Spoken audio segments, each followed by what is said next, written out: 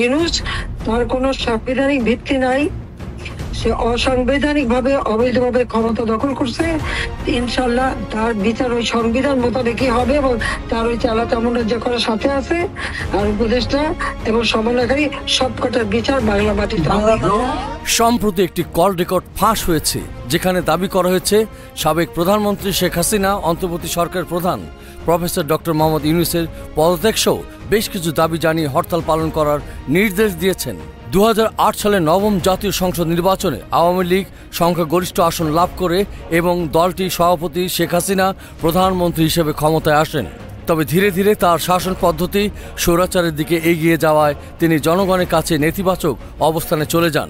বিভিন্ন অভিযোগ যেমন বিরোধীদের দমন, গুম, খুন ইত্যাদি তার বিরুদ্ধে উঠতে থাকে, যা অনেক ক্ষেত্রেই সত্য ছিল। অবশেষে ছাত্র জনতার গণ অভ্যুত্থানের পর শেখ হাসিনার 15 বছরের শাসন পতন ঘটে এবং 5 আগস্ট তিনি ভারতে পালিয়ে যান। সেখান থেকে প্রফেসর ডক্টর মোহাম্মদ ইউনূস অন্তর্বর্তী সরকার প্রধান হিসেবে ক্ষমতায় আসেন।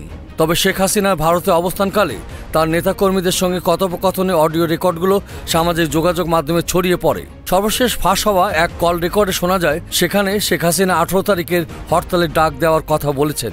তিনি আওয়ামী লীগের এক নেতা এবং কর্মীকে নির্দেশ দেন যাতে এলাকাভিত্তিক মানববন্ধন, মিছিল, মিটিং সহ অন্যান্য আন্দোলন সংগঠিত করা হয় এবং যদি তা সম্ভব না হয় তবে হরতাল ডাকার নির্দেশ দেন।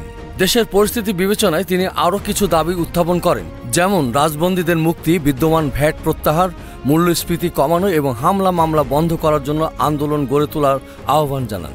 বিশ্লেষকরা মন্তব্য করেছেন যে শেখ হাসিনা ভারতে বসে সক্রিয় হয়ে উঠছেন এবং সেখান থেকে তিনি তার নেতাকর্মীদের উস্কানি দিয়ে তাদের জীবনকে ঝুঁকির মধ্যে ফেলছেন।